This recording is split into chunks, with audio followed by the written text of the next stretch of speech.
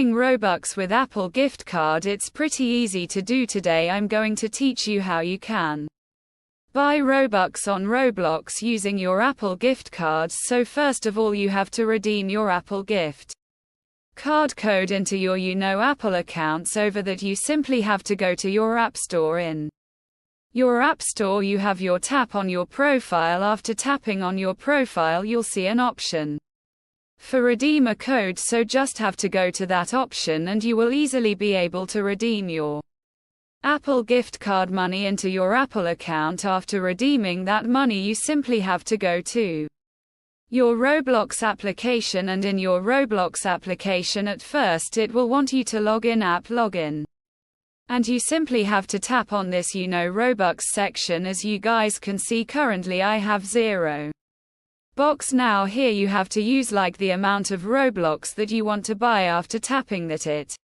will automatically open up your payment option. For me it will open up Google Play just because I am at my Android, but for you it should open up your Apple Pay or your Apple Wallet. So that's pretty much it. That's how you'll be able to do it. Hope you guys find this video helpful.